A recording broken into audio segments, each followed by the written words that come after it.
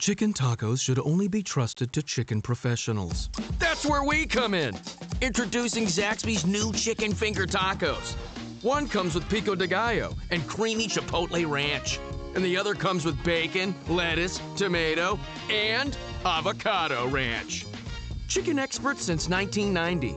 Chicken taco experts since now. Order yours today in the Zax Rewards app. Woo, saucy! Zaxby's. You're listening to the Archaeology Podcast Network.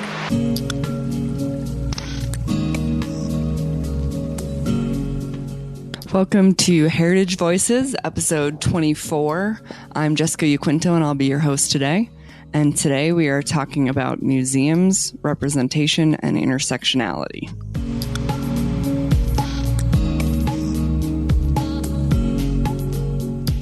Hey y'all, it's Jessica jumping in here for a second. I just wanted to let you know that starting in January, we are going to be shaking things up a little bit here at the podcast, and I just wanted to give you a heads up. And the reason why I'm giving you a heads up right now in the middle of this episode is because from now on, all episodes that are going over an hour, the content after an hour is going to be available for members only. And that's for a couple reasons. One of the reasons is that after an hour, the audio quality goes down pretty significantly because it has to be saved as a different type of file. And two, the bigger the file is, the more it costs to share it and keep it up and everything. And the Archaeology Podcast Network is still definitely growing our funding and trying to get to a point at where we're sustainable, and we're just not there yet. So this is a place where we can keep costs down, and also where we can say thank you to our members who are supporting the network and helping us get to that point where we're sustainable and hopefully growing and getting to do fun things in the future that you guys would like to hear. Lyle and I have some ideas for things we would like to do once we get to that point, but right now it's just making sure that we can keep the podcast running and the network running and keeping the doors open. So anything after this point, obviously this month you'll hear it, but starting in January, anything after that hour limit will be only for members on the member website Slack channel thing.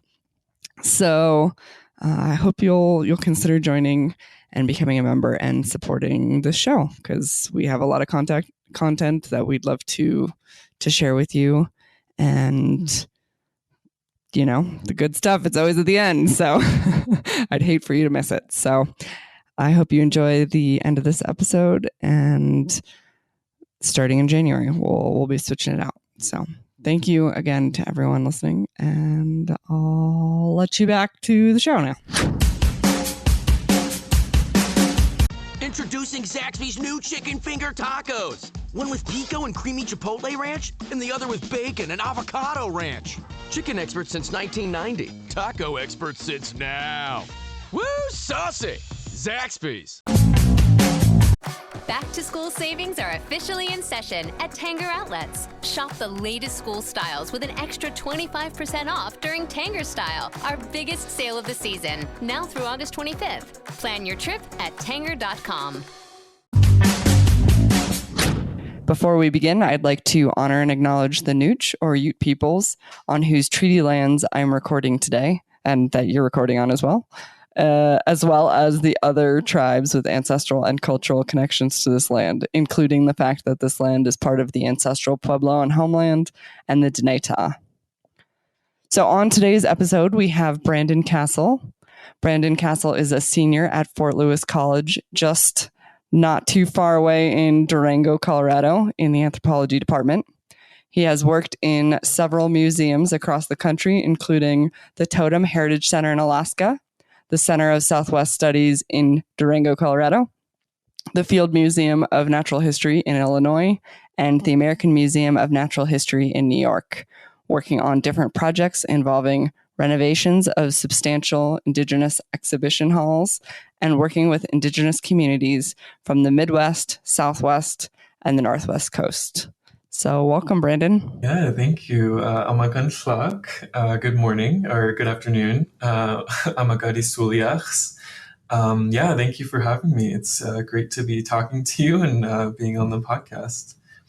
Yeah, of course. So, Brandon, can you give a little bit of background about yourself and what got you interested in this type of work? Yeah, so I am I'm studying anthropology, and the reason that I chose to study anthropology, especially here at Fort Lewis, is just the work that I have been able to be a part of during my undergraduate career. I first got introduced to what anthropology can do when I was working back home at the museum, the Totem Heritage Center in Ketchikan, Alaska. After my freshman year of college, I wasn't really sure what I wanted to study. I had all these different ideas, switched around a lot, probably switched from majors at least like 10 times during my undergraduate career. I was really intrigued with the work that was being done at the Totem Heritage Center in my hometown of Ketchikan. I was a seasonal tour guide, and I gave tours to the cruise ships that come up through Southeast Alaska. And I looked at a lot of different, or I was able to really just be a part of so many, interesting conversations with the visitors at the Heritage Center, people that have never even really talked about or even looked at Indigenous history anywhere in the country. So it was just really fascinating to be able to see the look on people's faces when they came into the center, because when you walk in, it's like this kind of like this grand, entrance into this main display in the middle with 5 totem poles from Southeast Alaska. And they're all ancient. I shouldn't say ancient, but they're very old totem poles that come from different abandoned villages from the Haida and Tlingit communities. And when you walk in, you just exposed to these really amazing totem poles that are, 150 plus years old. And the Heritage Center was established under the guidance of the Native elders because they found it very critically important to preserve the totem poles for future generations.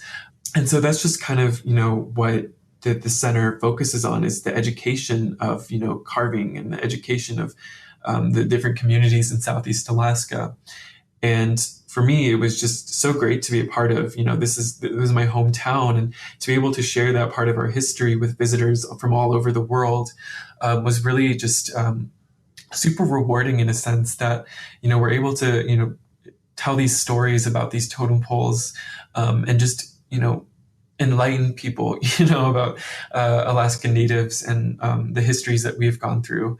And so before I went back to school, a lot of the staff at the museum had studied anthropology in their undergraduate careers. So in a way, it was, they were always tempting me, join the dark side. And I was totally down for it. Just seeing what they do every single day. There's so much variety in work in museums, and working with the community on, kind of creating these, ways to express ourselves and ways to open up these different narratives that people don't really look at that much. So I was definitely happy to cross over. So I switched all my classes. I had all my classes set up, but I think a month before I came back to Fort Lewis, I literally switched every single class. I added an archaeology class, anthropology, world prehistory, biological. So I was just really, eager to just jump on the anthropology bandwagon and just really just immerse myself in these kind of topics and discussions. And that's how I really just became interested in what anthropology and what museum work can do for people and why it's so important. And now that I'm graduating, I've been able to really be a part of, these really important projects in museums, and just really be, connecting with different people in the field, and really see the perspectives that surround, exhibitions, and surround, how to accurately, look at objects and where they come from, and the cultural understandings that come with that. It's been really, it's just kind of been this total immersion into, what this work can do. And I am really happy to be, graduating from Fort Lewis, because I don't know if I went anywhere else. I don't know if like this would have happened, but I'm definitely grateful for, the people I've met at this school. And I'm just, I still have a year left. So I'm really excited to see what comes out of it. That's a really interesting case, because I feel like usually tribal museums have a hard time reaching that general audience. And this was kind of the exact opposite experience, where you're getting, cruise ships of people. Mm-hmm. And so you're hitting that general public population really easily. But at the same time, I imagine that's also probably kind of hard, because totems are probably one of the most, would you say, appropriated and stereotyped aspects of cultural heritage in general, like across the world. I mean, it seems like it's one of the most, maybe probably misunderstood would be my guess, but you tell me. I mean, so what were probably the biggest misconceptions, I guess, that you had to battle there? Yeah, I think that is a really important aspect of what does come out of, having a lot of visitors to our museum, because you definitely bring up a really good point that totem poles you see them, everywhere, all over the country, no matter what indigenous or even non-indigenous, environment they're in. I was at a theme park with my mom in Phoenix, Arizona, and we were at the mini golf section. And there's this part where you go into this like themed place, Southwest themed place, ambiguously, and it like Native American section of the mini golf course, and you just see these totem poles next to teepees, next to cactus, and all these different symbolic figures that are usually associated with this like general, like really general stereotypical like picture of what a native area would look like. So yeah, I mean, it's really interesting, because that's what people are seeing all over the world. And then to have them come to the Heritage Center is just this fascinating, transformation and exposure to different, the reality of what they are. And a lot of visitors would bring that perspective to me, whether it was, trying to really take apart and break down that stereotype, or they wanted to, people just want to tell me that that's what a totem pole is. It just depends, but it's really it's an amazing experience, and really important when you can actually connect with someone and tell them, yeah, that's what totem poles may look like, where you're from, but totem poles have a much deeper significance in our understanding of the world and our heritage.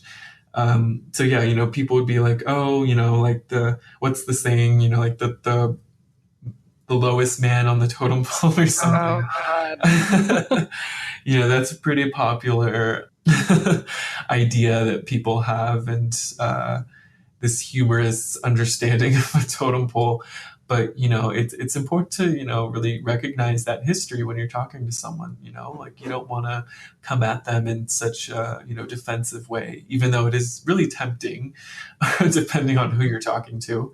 But it's really important when you can recognize those histories, but also educate someone in a really, just a really different way. Just exposing them to that information in a respectful and just kind of an open-ended way, where they're able to explore that idea that totem poles actually are a way that we tell people, like our clan histories. This is a way that we express different honorable moments in our lives as people. Like we didn't have a written language, so this was a way that we were able to really express who we were as a people. Totem poles were kind of the forefront of understanding what this community is about. When you're canoeing along the channel and you see these totem poles, people, they may not be able to tell an exact story from that totem pole, or even a family history, but they can see these images and these carvings and understand the importance of, what people have done here. It's bringing that information to them and just being able to allow them to sit with that and allow them to, maybe have their mind blown, or maybe they already had these ideas. But I think having those discussions about, what these poles mean to us and what our histories have been, it was amazing to bring that information to them, because then they go away, knowing that, there is an important element of, heritage to our community. We do have carvers that are continuing to carve, people that are working on, apprenticeships with master carvers. Like this information, although it's in the past, is very present with us today. In the Somaliach language, which is the Tsimshian language, we don't speak in past tense, really. It's more of, this is our ancestral knowledge, and this is our understanding of the world with us as we live today. And it's really important to recognize those decisions in the past as well, with the Native elders that chose to open the Heritage Center in the 70s. That was a really important decision, because they were able to realize that preserving these totem poles will serve as such an important decision for the future generations.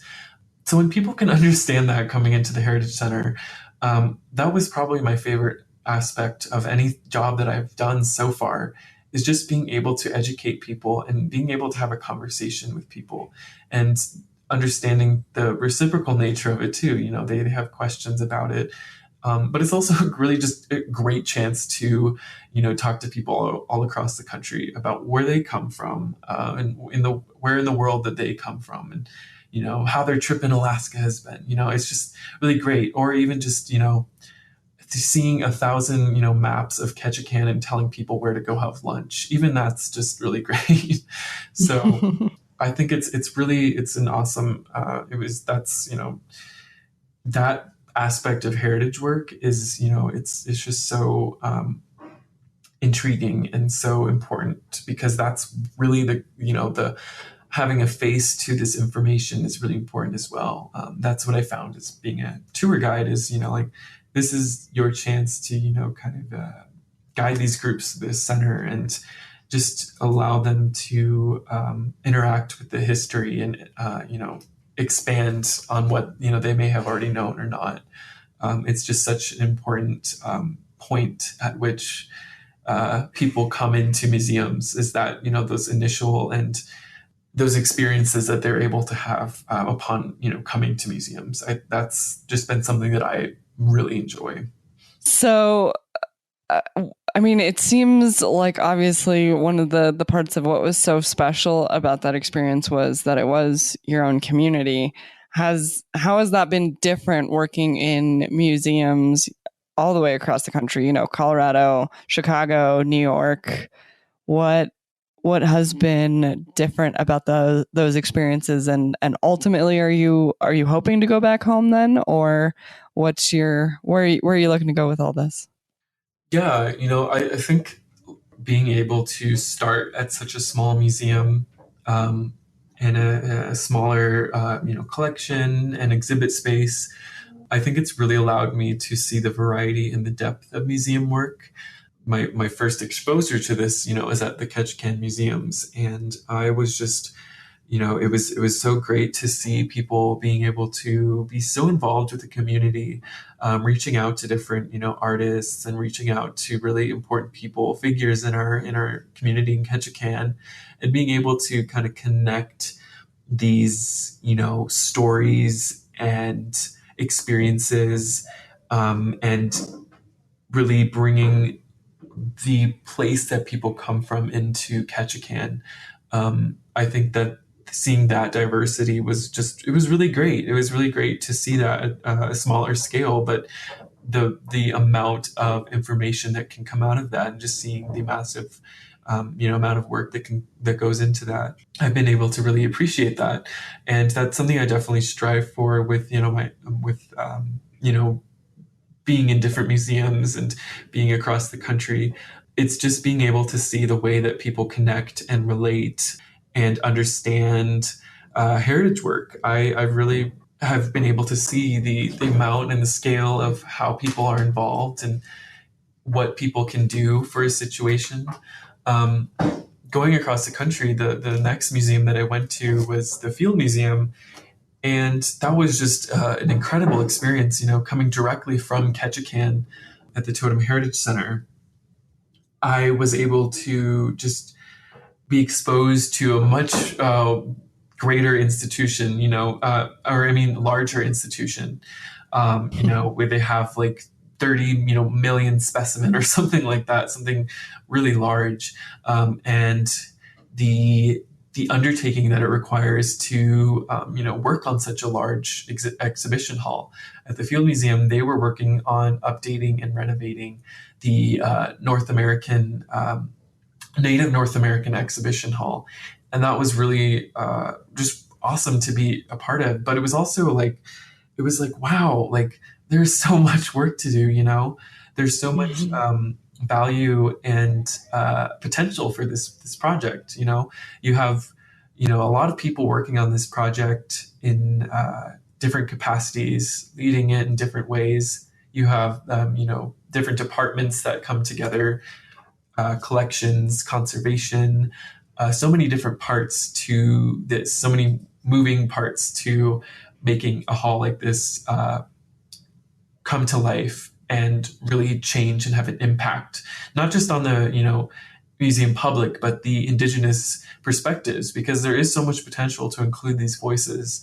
And that's really what I saw in a lot of my internships, is the effort to not only just relay the information that Indigenous people bring to institutions, but really connect ideas, really follow a narrative that is really accurate and the reality of what Indigenous people go through. It's not just extracting those ideas of, why a certain object or a certain story might, tie into these different, spiritual or historical realms, but it's really just immersing yourself in a completely different mindset or framework and trying to create a fluid aspect or a fluid way of, exposing this or, bringing this information to the museum public, because millions of people, thousands of people go to these museums. And I think that bringing our, stories and our communities to that light, that global scene is so important, because that's how people are going to learn. It's just like the people coming from the cruise ship. They're coming from all over the world to understand these histories and, understand that Indigenous people have gone through many different things, many different challenges, sacrifices, traumas. And I think for people to understand that is just to have that chance and that platform and that global stage is really important. And I've been able to see, that there is so much involvement and work that goes into that. And working at the Natural History Museum in New York this summer, it was such an incredible, and I just felt so honored to be in the presence of these cultural advisors, these spiritual leaders, these cultural leaders in the communities.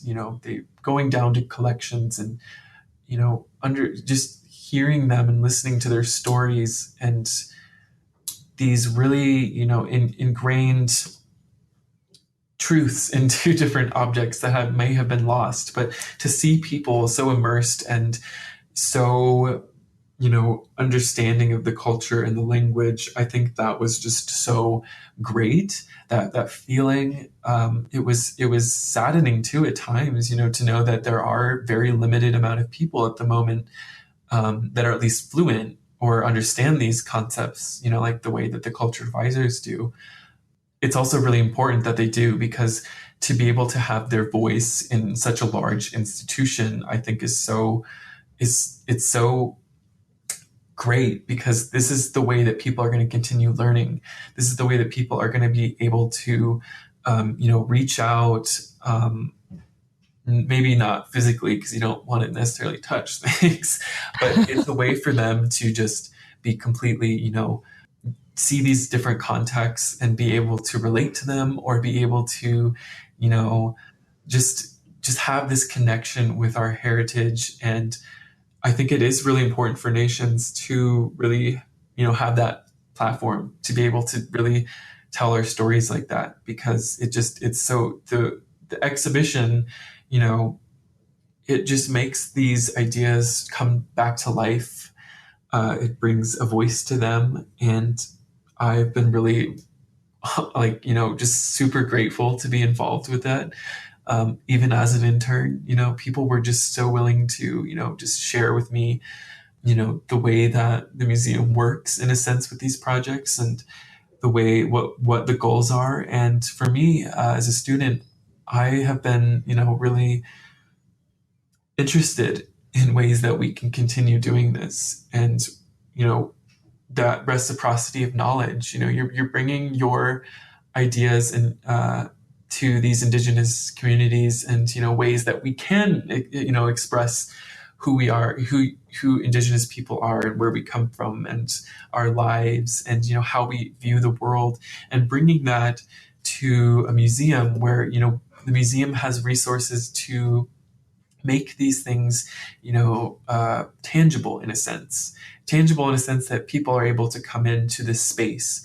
This is a space where this knowledge is being, is present. And I think that as I move along in, my career or my studies, those ideas are really important to me, is just how heritage can change people's lives, and how we can exchange knowledge between people, whether that's Indigenous beliefs, or, museum information, or just, our own individual stories and our passions. I think that that's really important for me, is just to explore those ideas and how we can utilize that information in a way that's beneficial for everyone coming to the museum, for everyone learning new things, for everyone that is representing their community. I think that those ideas are really important to me. And I've been able to really be involved, and I hope to continue to be involved with things like that, for sure. Okay, we are already at our first break point, but I have lots more that I want to ask about that. Okay. So we will be right back. Introducing Zaxby's new chicken finger tacos. One with pico and creamy chipotle ranch, and the other with bacon and avocado ranch. Chicken expert since 1990. Taco expert since now. Woo, saucy! Zaxby's. Chicken tacos should only be trusted to chicken professionals. That's where we come in. Introducing Zaxby's new chicken finger tacos. One comes with pico de gallo and creamy chipotle ranch. And the other comes with bacon, lettuce, tomato, and avocado ranch. Chicken expert since 1990. Chicken taco expert since now. Order yours today in the Zax Rewards app. Woo, saucy! Zaxby's. All right, and we are back. Okay, so you were talking about all the museums that you've been working at, and you talked about the Totem Heritage Center, the Field Museum, and the American Museum of Natural History. So, it being my neighbor museum, naturally, I'm curious about the work that you were doing at the Center of Southwest Studies. Mm-hmm. Yeah, it's been really great to have this center, because most of my classes are literally right upstairs. So it's been nice in a sense that, getting that really hands-on experience, but being able to be here at school, and kind of having those two worlds come together. I think that that's been really nice, because it's been, you get to learn about these different anthropological approaches to things. And then at the same time, I'm also getting to go down and work with the center staff, and get to go to events that they have. They have a pretty varied schedule throughout the year of different events and different lecture series. So it's really great to have that exposure. I first got involved with the center when I was a junior, so I just got back from the Field Museum, and I really wanted to continue just being involved with museum work. So one day I was down in the gallery and I ran into the curator there. We were able to just talk about the center, and I ended up being right in time because the next day they were having their student orientation that week. So I was able to jump on that and be involved as a student worker. My first semester, I was doing a credit for class credit for internship in anthropology. So I worked there throughout the whole semester, doing various collections management projects, working with the database, updating information about certain collections. So working through 2D paintings and just really making sure that that information is in the collection or the center's database. Lots of documentation, so photography of objects from all over the Southwest. So in a way, it was amazing to work with the collections, because when you're working with collections intimately and, kind of face to face with something, you really just get to appreciate it for, everything, how it's made and its purpose and the artist's past. So it was really amazing to be able to experience, all this different variety of art from the Southwest, and just learn about it along the way. And we got to learn about different pottery from, North America, Central America. And yeah, it was just great. And I got to be a part of different public events. So they had a Navajo weaving demonstration, which was really awesome. It was super cool to see different weavers come in and explain what they were doing, explaining the process of weaving and the importance behind it. That was really great. I've also, with the center, I also got to do really cool things, just, writing condition reports for exhibits that are coming in, being able to deinstall exhibits and installing them, going to different opening events. This last semester, I was really, it was really great to be a part of the Ben Nighthorse Campbell exhibit at the center, getting to meet him and, being able to talk to him and walk through the hall. And working on that exhibit was an incredible experience. It was really great to work with the staff and just hear their backgrounds and, their input on certain processes at a museum. Really just overall really great exposure working at the center. And now, I have a really great connection with the staff here. I'm going to be working here my senior year as well. So it's been really great in a sense that here's a hands-on experience right while you're, in school. Yeah, it's been really great to, just have that full range, and, also working like archives. It's just been kind of like this like really holistic exposure to museum work, right all where I'm, going to school. My apartment's like almost right next to this building. So it's really great. That's awesome. Yeah, it's a great facility. Yeah, it's awesome. Yeah.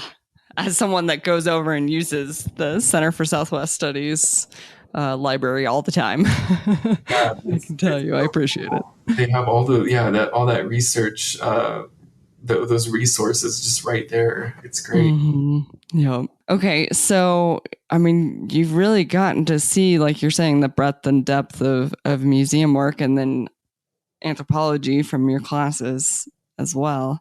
Do you have a sense of what you would like your focus to be ultimately? Yeah, it's really, that the idea of, the holistic approach. That's what I really love about anthropology, just like that you're able to approach things, as they say, from like a four-field approach in anthropology. There's a lot of things in anthropology that you can't do without the fields, adding sociocultural elements into biological and physical anthropology and archaeology. It's really a great field, I feel like, because you are able to take those perspectives and really think critically through many different lenses. And that's what I love about museum work, is because you are taking a very holistic approach to what you do, in a sense that, you have a lot of varied and versatile skill set in a museum, because you're thinking about what you should be doing, on a database. You're thinking about, how can we document this the best way? You're thinking about the museum public and education. You're thinking about conservation of materials and how to better preserve objects. You're thinking about environment, you're thinking about, different, issues with like a building, you're thinking about all these different things for these really holistic ideas themselves, how cultures, are very, diverse, or, how a certain story ties into so many different elements of a different place. Like, when you're making an exhibit, that's what I really hope to achieve as I move along, is just to explore those different, that this giant, web of, all these ways you can go in museums and anthropology. My interests are just to, really get a feel for different ways that we can, bring light to certain issues and certain exhibits and ideas. That's what I really hope to go into. But along the way, when you're going through anthropology, you really do see like so many uses for it. So that's what I, wherever I find myself in anthropology, it's always like there's so much more than, one singular approach. Like you have all these different ideas and ways of, methodologies of how we can approach things, issues. I really hope, as I move along, getting this experience in museums, I really have come to appreciate what museums can do and how much they can do for individuals and communities. Yeah. And I mean, on that note, are there things that you're seeing or that you've seen on ways that the museums could do that better, or that museums are already doing really well that you've seen? And I mean, obviously no need to name names, Yeah. But from your experience, what do you think could be, taken further, and what do you think needs to change? Yeah, I think that is a really good question, because there are so many different things that could, be better, or things that could really be addressed in a more appropriate way, because, it's really dependent. I mean, not all the time, but in each museum that I've been to, you have these very specific histories that come along with that institution. And, there might be many different, ideas and structures that have come out of those histories. And a lot of larger institutions, there are a lot of, issues, I feel like, in the way that people approach certain projects. But, like with all things, I think it's important to just really respect that there are, those certain structures in different museums and different institutions, because, it's important to have that organization. But I would say that, what I've seen is inspirational, but, there's certain things that, that need to be respected. And I would say that in my experience, the museums have really, really great ideas and really, respectful, protocol for addressing, questions, or, how to, engage with cultural advisors, or, collaborations. But it's really important just to respect the needs of those individuals and, your goals, and being really transparent with what is going on. Because, as we're all moving through these different projects and different changes with institutions, there can be a lot of hesitation, in a sense that, like we don't want to step on anyone's toes, or we don't want to approach this in the wrong way.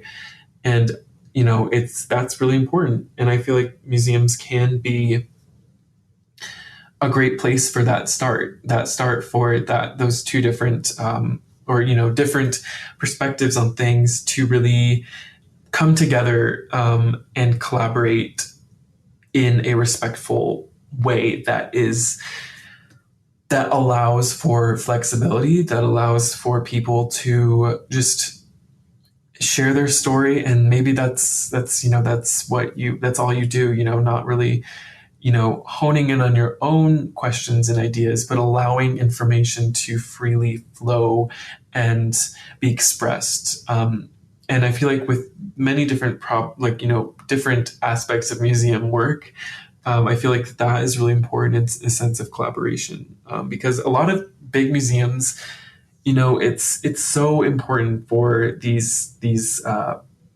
processes to come, to start, because it is a big thing to step into a museum with such a past, because it can be really upsetting to people, to understand why, certain collections are there. But what I've seen is that it's so important just to recognize those histories for what they are. The bad things that have happened, and the things that happened maybe with, possibly good intentions, but were just not okay to be happening.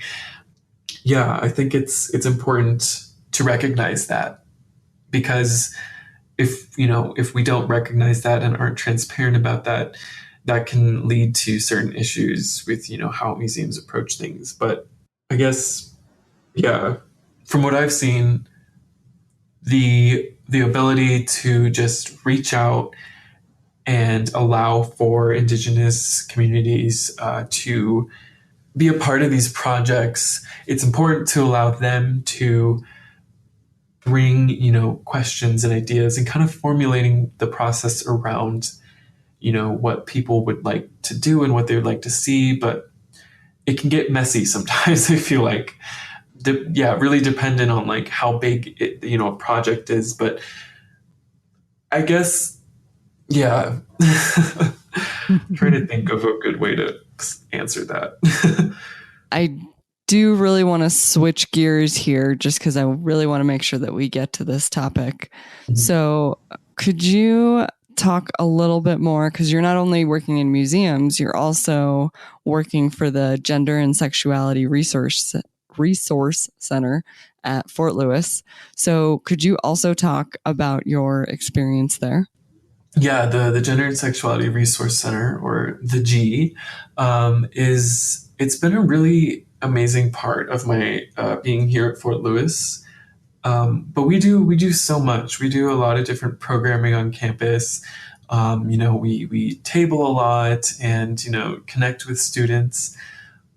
But some of the most important and really engaging and enriching experiences that I've had at the G come from just interacting with students and listening to their voices and exploring different topics. We have this really great program called Tea at the G.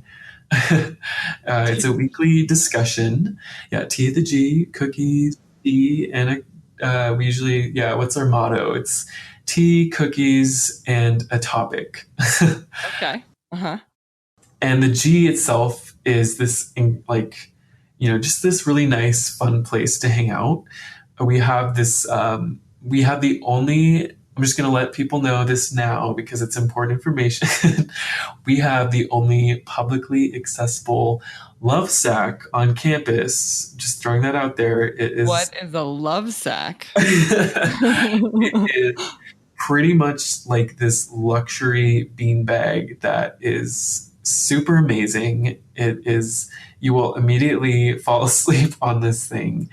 And it is just a great experience overall. That sounds lovely. It is pretty great. So I'd highly recommend, if you want to stop by, take a little nap, just sink into the love sack. It is, it's great. But we definitely, it's a really nice space just to hang out. But our Tea at the G is kind of like our driving force of the G and getting people involved. Our topics vary every single week. We usually, try to make it a really, really like different topic each time. So we bring in different professors that will, maybe talk about, different psychological discussions within, gender identity or different sexual orientations, or just topics in general, because we're also really, the space is open to anyone. It's an all, inclusive space, LGBTQ plus community and allies to the community.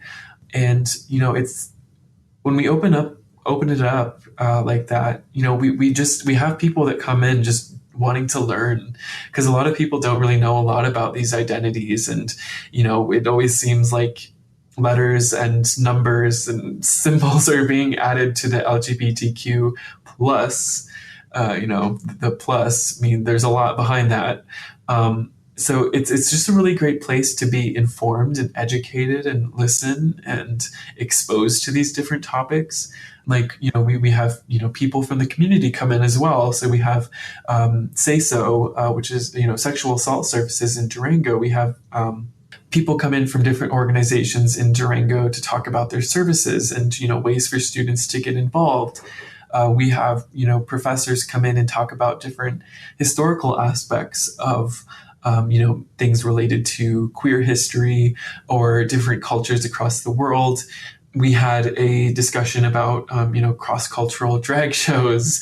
So it was really cool. We got to sit down and talk about, where did drag come from? It came from, these different cultures because, women weren't allowed to perform in theater. So men had to dress up as the women and, play these roles and, and make it a performance.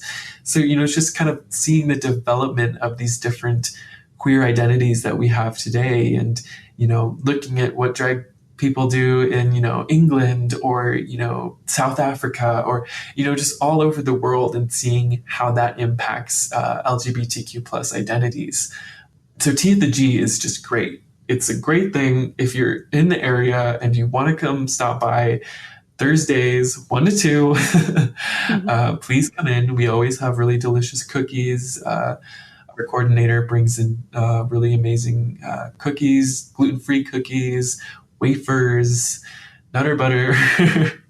So, man, making me hungry. It's a great place. So anyone is welcome to stop by. It's a safe space.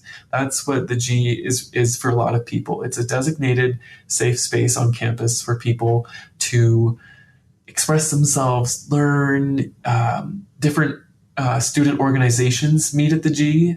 So we have different voices that, different clubs that come in and talk about, different support groups, or we have groups that meet about, feminist topics, and just exploring that, Gay Straight Alliance group meets in the G. So to be involved with all of this has just been it's been so eye-opening and so different for me to be a part of all of that. Definitely. Cool. Okay. Well, we're already at our second break. Goes so fast. But I'm really excited after the break to talk more about how we can incorporate some of the lessons that you've learned through that experience into making anthropology in general a safe space for all different types of people. So really having that conversation. And then there was something else you touched on that I wanted to shoot. What was it? Well, hopefully by the time we're back, I will remember. So see you all in a minute.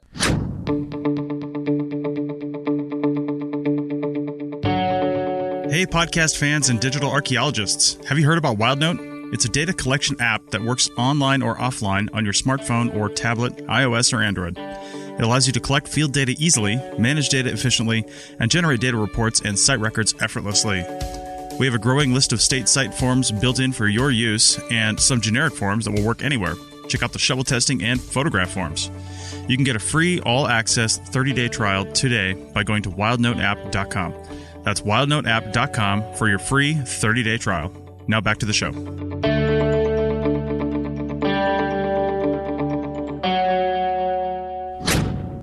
All right. And we're back again.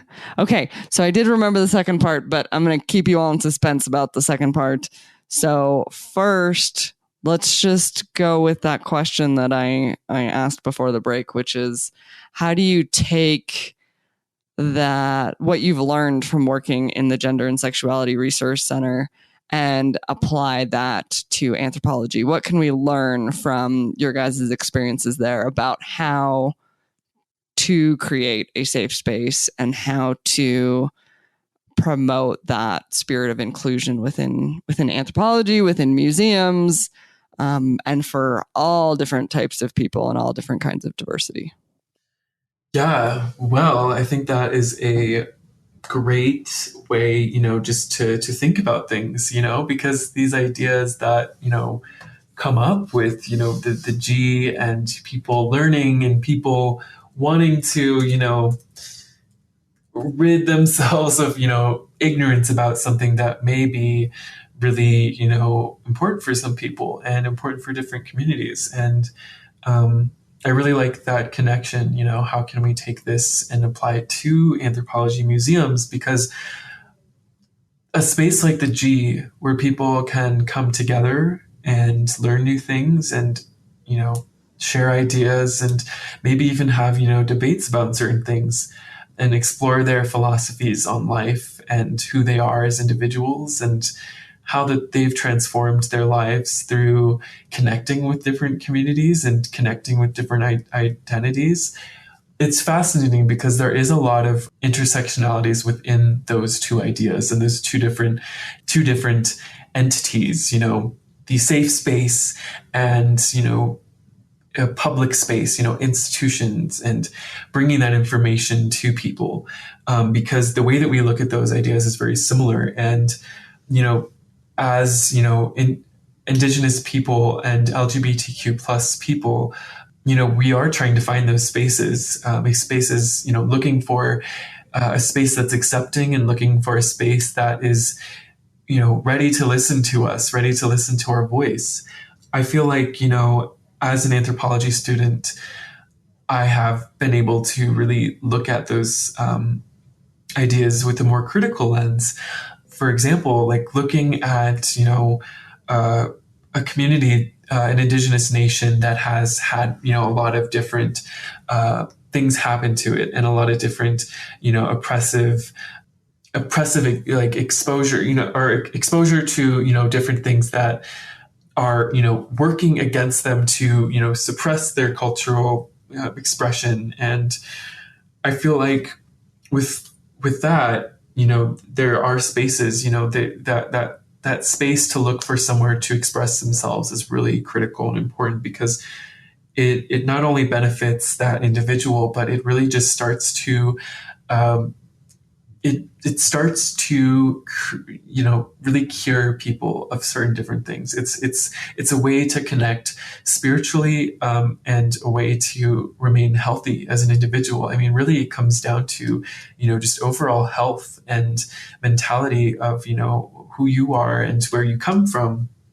And, with that health, we're able to move forward with, exploring our different, intellectual properties of our culture and different, ways that we see the world. And that's what I've just really loved about, this work, is that people, when they are able to explore those identities and explore who they are, I just feel like that really brings, a brightness back to people that may have felt like they couldn't do that, feel like they couldn't express themselves as they were.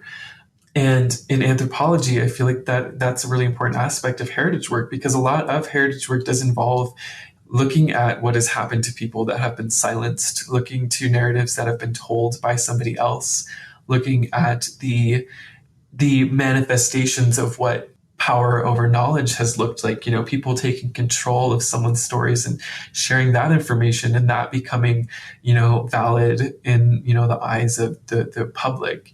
It's heritage work is looking at those ideas and looking at those, ways that we can overcome that and restore, who we are as a people, and being able to tell that story accurately. And I think in safe spaces, that's where it starts. That's where people go to really look at what's happening, look at what damage may have been done, and looking at how we can overcome that together as, as a community, and how we can support other people. So for Indigenous communities that are looking to explain a story, or explain why, certain things are the way that they are, why certain stories matter, why they're so integral to who we are, it's important to have that space and those connections, and whatever platform that may look like, an exhibit, or maybe information outside of a building, or a website, or a film, or a documentary. Those are safe spaces for us to express that, and you see a lot more of that today. And it's when I see these different movements and different ideas being expressed and told by Indigenous people, it's just really like, it's really gratifying, and it's just really, it's such the amount of emotion that comes out of that when you see people taking these steps to really change what the public sees. I just feel like that is so great. And that's really what I have been able to connect with my work at the G and diversity programming on campus, is to just allow people to have a space where they are, really expressing who they are and how they want to move forward with that, and how their past can transform the lives of others. And it's very similar to people coming into museums, and it's very similar to the way of approaching anthropology, is to find a need and find a basis for what people are looking for to, be healthy, to be individuals with really intricate, complex, and really varied backgrounds. I feel like that is so important to bring forward as we move forward in, society, and as we move forward, with different things happening, so many different crazy things happening. I feel like it's important to be rooted in those movements, and rooted in, how we can grow together as people. But that doesn't come without recognizing what has happened in the past, because, in order to, come in and express yourself at the G or something, it's important to really have those times to reflect on, why things, how you came to, your understandings of who you are, and being proud of that past and recognizing difficult things. It's not about, necessarily talking about them or being, vulnerable, although that does bring a lot to, a group, is being vulnerable. I just think that it's so important to just recognize those histories. Yeah, sorry if I'm getting off track. No, you're doing great. This is, it's making me think about anthropology, and how I think in a lot of ways, anthropologists, we have gotten so good at tearing other people's things down.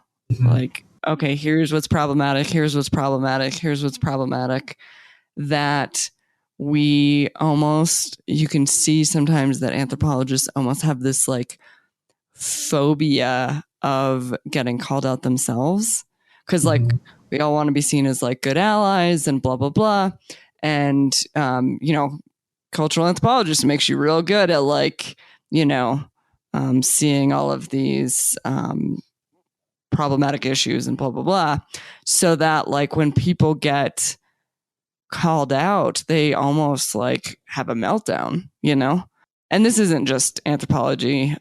This is a larger issue, but I feel like there's a strain of it within anthropology that's kind of particularly strong, because like we're used to seeing ourselves as the allies, and we're used to like pointing out when other people are doing things problematic. So people really like, they kind of freak out when people call them on stuff. And it seems like it would be really nice on both ends if anthropology could be a little bit safer of a space for people, first of all, to say, hey, you know what, that's not okay. Mm-hmm. And second of all, for people to be able to like accept that with grace, and not take it as like a personal attack on them, but like be able to say, like, yeah, you're right. Like this is problematic. I didn't notice it until you pointed it out, but I'll keep working on it. Mm-hmm. So that's just kind of an interesting, like when you were talking about that, it was kind of making me think about how there isn't necessarily as much of a safe space for growth and questioning and, like asking those kinds of questions in anthropology as I'd like to see. Yeah.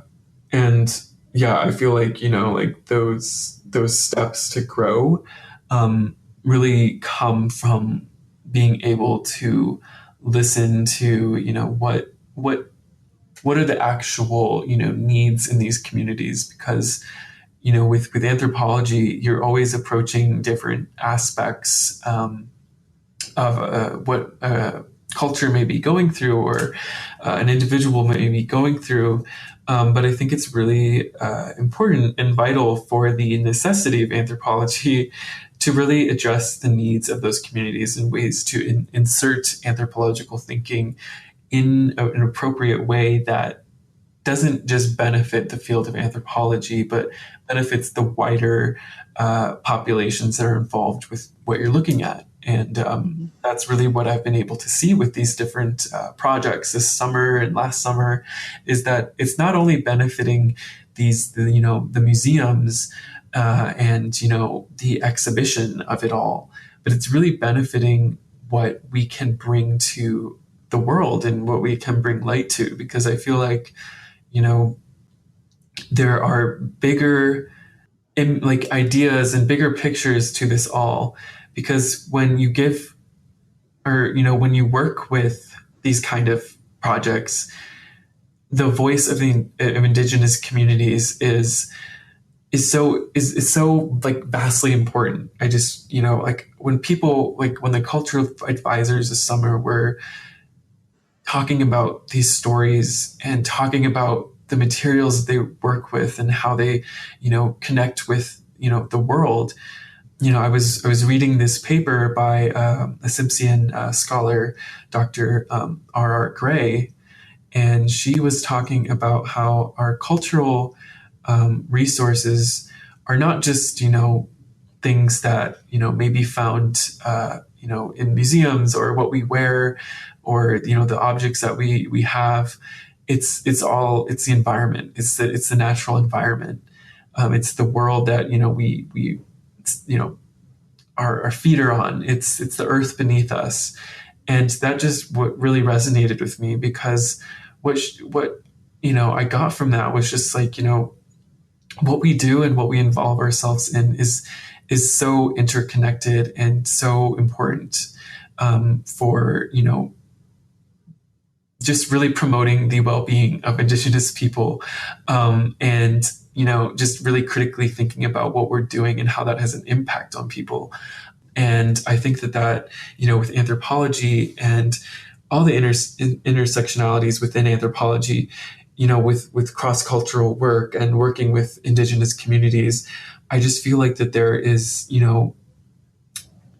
with making these spaces, it just, down the line, this will mean so much more, and it'll begin to really change many different things, and, people gaining inspiration from, what museums are doing and what Indigenous communities are, sharing. It's hard to really, say what can come out of that, but, to have that change is really important. And I think what I'm just thinking about is, the future generations that will come, that will come into these fields, knowing that they're allowed to express themselves in these ways, because establishing these safe spaces will have a really, just the benefits that will come from this are much greater than we can probably imagine at right now. Because when down the line, when people step into these roles and when things change, roles change, that there will be so much more inability to really bring a voice to these things. Because right now, we're in a time where, people are really trying to look at different things really critically, and, what needs to change. So yeah, for me, it's been really great to be involved. So obviously the experience of LGBTQ plus people in Indigenous communities it very widely varies. So for example, there's some communities where it's not very accepted. And then there's other communities where it was very much a part of the culture and very much just not even a questioned aspect so much. So I guess there's an interesting question there of, I guess, cultural relativism versus creating a safe space. So how do you negotiate something like that? For example, like if there's a Native American community that is not very accepting of LGBTQ plus people, where do you fall on the cultural relativism versus safe space spectrum? Yeah, that's really important to recognize that, different, communities, it's much, there's many different,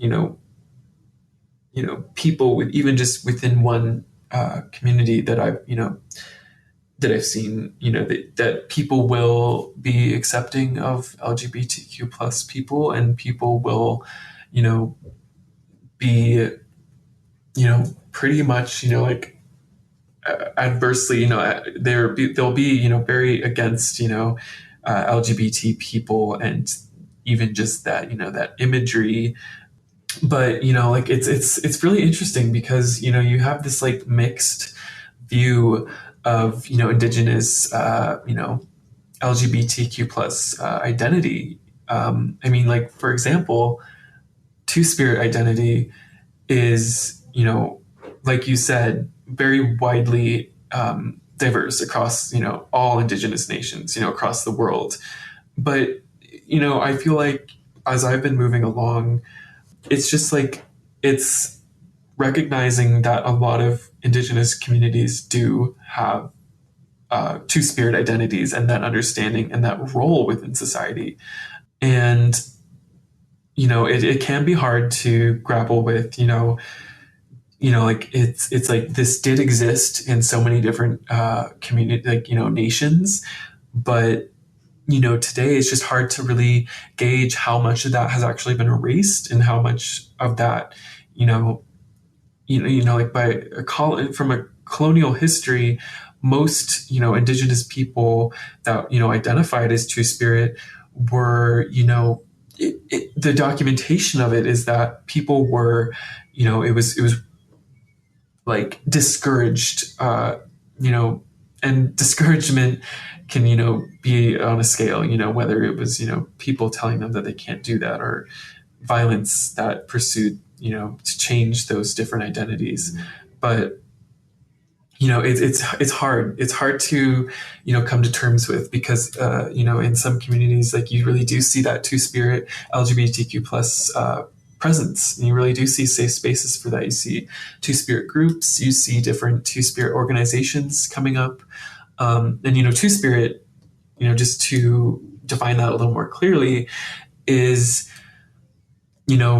different indigenous people will identify, it as it can be very specific. It can be more broad depending on where you are. For example, historically, you have Wewa, who was from the Zuni people, and she was, a really important figure in terms of, how people, can kind of conceptualize or visualize what a two-spirit individual would be. And Wewa played a really important role. And, that role it can be, so many different things, like having the skill that, women would have to, weave, make different things, just have that role that, you might see, quote unquote, as like a woman's role. But also, having the ability to do other things within the culture. And is from what I've seen, is that being a two-spirit individual, it includes a lot of different really important roles within the community. Maybe being an educator of the culture, or having that amount of responsibility within the culture is really important. So two-spirit, that's kind of a loose term. People that are in Navajo, Natlehe, pronunciation there is probably not. It's that word. I'm trying to figure out exactly how to say it. But in Navajo culture, you have individuals who, will appear, and their gender expression will be, closer to a female or a woman.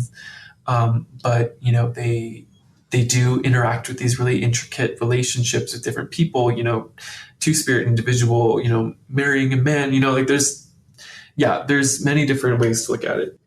Finding those spaces is really important too, I feel like, because you never want to, tell different, people that, they should be more accepting of it. It's really hard to do that, telling people to be more accepting of LGBTQ plus identities, in a society where, many different communities have, really heavily been involved with religious ideologies, Christian ideologies, where that's typically frowned upon. And that can be really hard because a lot of people might say that, that's what a lot of, older generations think, that, LGBTQ plus, people are, it's a sin, people might say, to go to more an extreme. But it's also important to recognize that our identities weren't like this, it's just really important to understand that. I feel like, is that a lot of our systems of, society in Indigenous communities were much different back then. And it wasn't so black and white as, a Western perspective might put on it. It's much more complex than that. And to me, it's hard because you want to be able to, acknowledge that, but it's definitely, depending on, where you're at and who you're, talking to, it can be really difficult to, be queer in Indigenous communities because it's still frowned upon within those Western frameworks.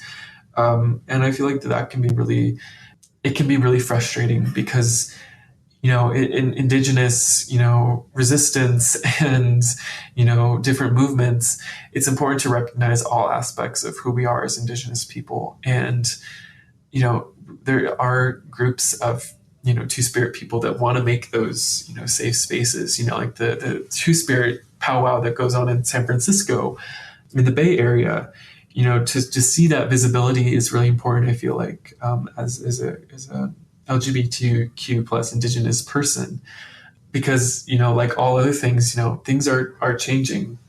Definitely. Yeah. Yeah. And I think I'm glad you took it there because I kind of wanted to go there as well, in the sense that, we've talked a lot about how Indigenous people are an extremely diverse group. And I definitely overuse the generalizations there in the sense of talking about, Indigenous and Native American this or that.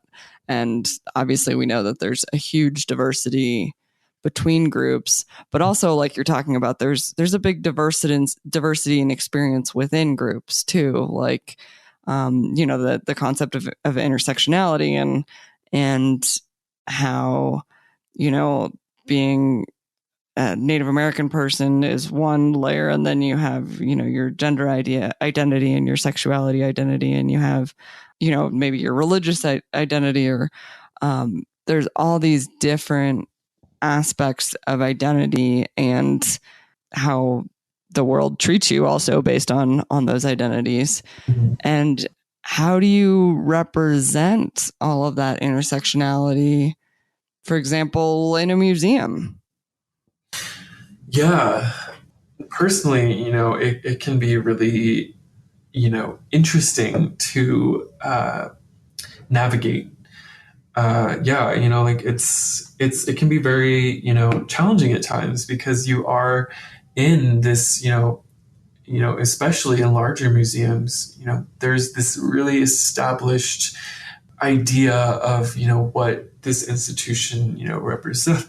Excuse me, what this institution represents.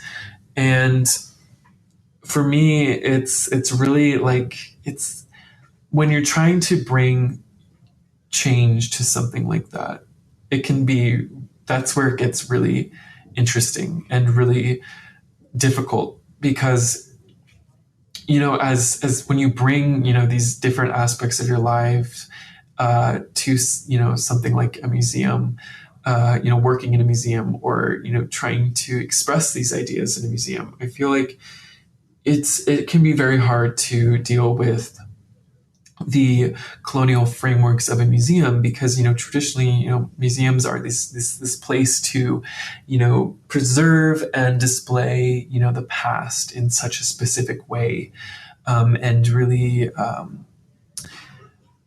tell this story that, it's typically, especially in an older exhibit, you have this specific way that the story is told. It's, told from this very like ethnographic, even maybe adventurous perspective of, where these things were collected and why they are the way that they are.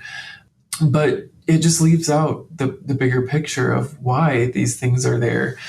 And I feel like with the museum, especially coming from, sovereign nations, indigenous nations, there is a completely different framework that can be brought to, how we display heritage and what that even means for people. And, in a museum, you're wanting to especially, like today, you're really, there's so many different perspectives that you can take and approaches that you can take to displaying something and telling a story about how people are. And I feel like the beautiful thing about, intersectionality is that it's such a, way to craft these stories about who people are and bring them together. And that, I think it just brings up such much more of an interesting and enriching story because, you just really understand things for what they are in a much fuller sense. But it can be very hard to have those two things clashing together because if you're dealing with, a museum that has a very specific past and different, specific protocol, it can be really frustrating, just simply walking into a collections room or walking around an exhibit, fundamentally maybe that some things shouldn't be on display or, these things, the life that could be brought to these objects it's such a,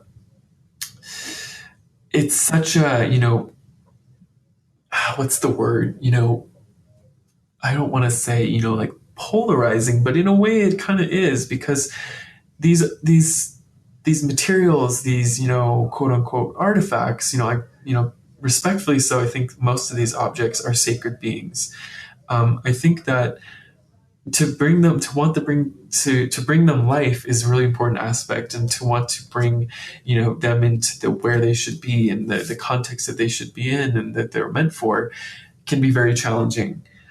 But with, looking at, different ways, backgrounds and ways of thinking about things, there is a way to, really come together with all these ideas because, like with the Heritage Center, you have these totem poles that are meant to deteriorate. They're meant to return back to the earth. They're meant to be laid down and continue a cycle of life in the forest for the next cycle of growth. But it's really important too that we're able to look at these totem poles and learn from them and understand where we come from. So in a way, it's very similar to, our identities and what we bring to the voices that we bring to our, aspects of our lives, because it is really important to gather those perspectives. And I'm speaking very broadly because, it's so dependent and situational. But essentially, though, I feel like there is, to bring that together in different institutions can be very challenging, but it can also be very rewarding. Because you get very different outcomes depending on, the perspectives that you bring forth to, something like a project or something like, an exhibit panel or an exhibit text, looking at it through a different lens even. On campus, I do a lot of different trainings like Common Ground trainings, which is a diversity facilitation training. And with that program, one of the main ideas that we get at the very beginning is identity and the lenses that we look at things through the world. And we have this activity where we, look at these different, behaviors and these different aspects or different things that we might experience upon first meeting somebody, a first encounter. And it's a little uncomfortable sometimes for people because we have these list of behaviors, like maybe has a weak handshake or didn't make eye contact or, standing too far away. It's we want people to just experience that moment that they have where they do make these, these assumptions or, judgments even about someone like that on their first initial reaction. But it's much more layered than that. There's so much more of a perspective that we're not getting if we're not engaging or listening to people, like with not making eye contact or standing too far away. There's very rooted cultural ideas in those behaviors. And I think it's really important just to recognize, that we do come from very different places. And it is very important to recognize what, the differences that we might bring to the table and how we can, better understand them and, use them for ideas like in projects like these. So yeah, it's a lot to navigate, but, it's to just recognize and, where your voice and your background can come in, I think is really important to, reflect on. Definitely, like for me, being a student, being Indigenous and being part of the LGBTQ plus community, there's a lot there and a lot of different perspectives. And, sometimes it can be scary to, want to share that voice or share that certain idea that you have. But I feel like with that, with, those intersectionalities coming together, I feel like that only, makes me and makes other people, stronger in a sense that you're getting much more out of something than just sticking to, one way of looking at it. I guess, we're way over time, but this is super interesting. So I do want to make sure that I ask you this one more question, because we talked basically about what it's like navigating being in an Indigenous community as an LGBTQ plus person. But there's also this side of being in an LGBTQ plus community as an Indigenous person. And one aspect of that, you were talking before about the two-spirit concept, and it seems like that concept can get very appropriated and stereotyped, I guess, in the same way like we were talking about totem poles earlier, within the LGBTQ plus community.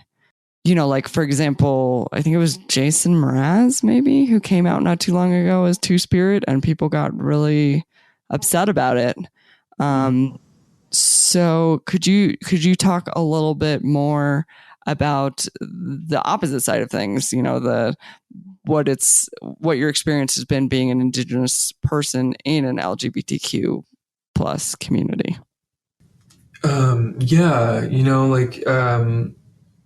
Definitely, like the two-spirit identity definitely varies with what that means, like we talked about. But like it can be, the important thing to remember, I think, like you're touching on, is like the two-spirit identity is, it's for Native and, Indigenous people to identify as, that's not, something that just anyone can claim, because there's a much more in-depth history to that term than, just the rudimentary idea that, it's being, between two, female and male, like there's a lot more to it that I think people just, if you're thinking about it or, just looking at it, there is a much more in-depth history to that. And, for me, I do know of people that where I come from do identify as two-spirit people. But for me, it's really important to just understand that history before any, I claim anything for myself or express myself in that way. Because for me, it's really important just to understand, the way that our people in our community act on it and think about it before anything like that.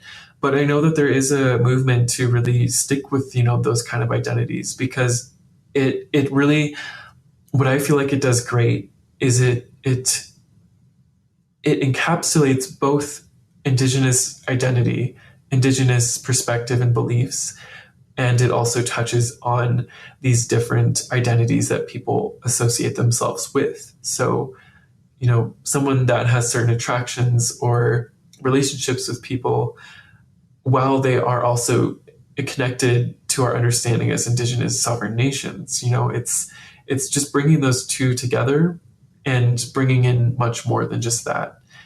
But for me personally, I just feel like it's something that I would want to understand more and really just get a sense of, myself and, what that would mean, to be Two-Spirit in my community.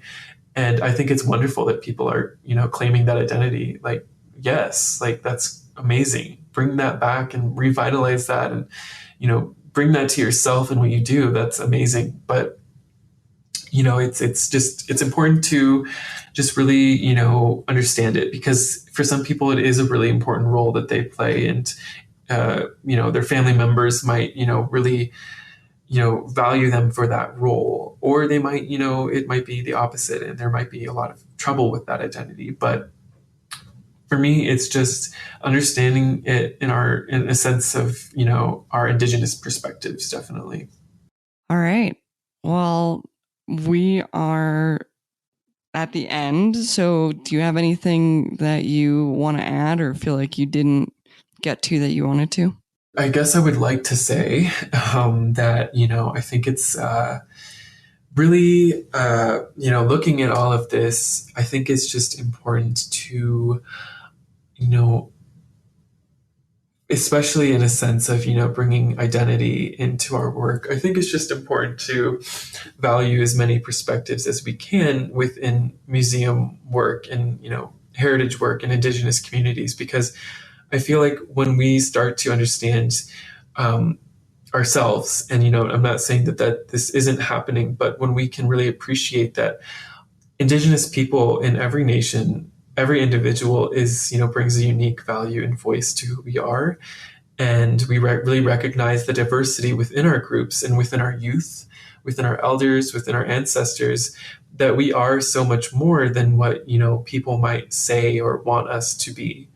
And, at times as Indigenous people, and especially, working in museums, there can be that problematic aspect of, we want this, you feel like you have to explain these ideas in a very specific voice or a certain way.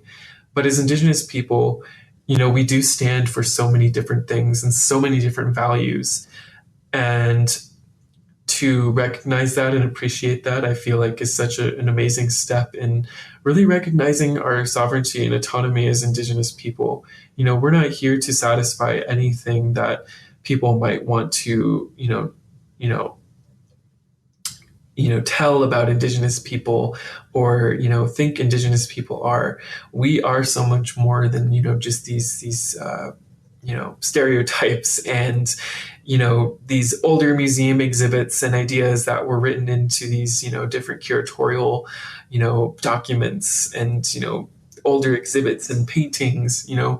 We are such a diverse people. And I think to recognize that is really critical as we move along in, changing these different, institutions and, moving forward with, recognizing Indigenous, resistance. I think it's so important to, really highlight to our youth that we are so much, we are so many different types of people, and, follow your interests, no matter what they are. I think that's something that I'd really like to just touch on, and something that I've really valued as I've moved along in these different roles, definitely. All right. Well, thank you for coming on the show today and sharing and talking about this really important topic. Yeah, thank you, and Toyaksin. Thanks for listening to the Heritage Voices podcast. You can find show notes at www.archaeologypodcastnetwork.com/Heritage Voices. Please subscribe to the show on iTunes, Stitcher, or the Google Music Store. Also, if you like the show, please share with your friends or write us a review. If you have any questions, comments, or show suggestions, please reach out to me at jessica@livingheritageanthropology.org, or you can find me on Facebook through Living Heritage Anthropology or on Twitter @LivingHeritageA. As always, thank you to Lyle Blanqua and Jason Nez for their collaboration on our incredible logo.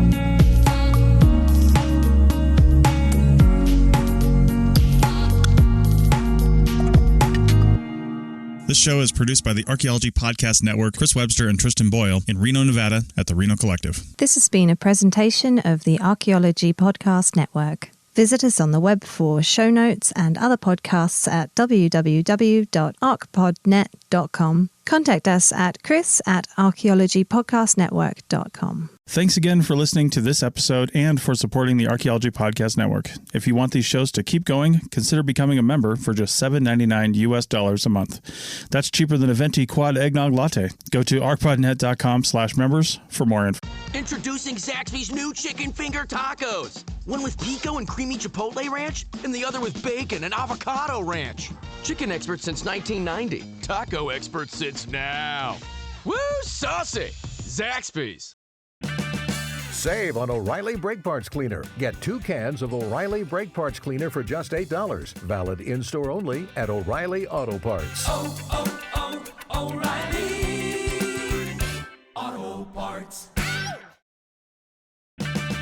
Is your vehicle stopping like it should? Does it squeal or grind when you brake? Don't miss out on summer brake deals at O'Reilly Auto Parts. O'Reilly.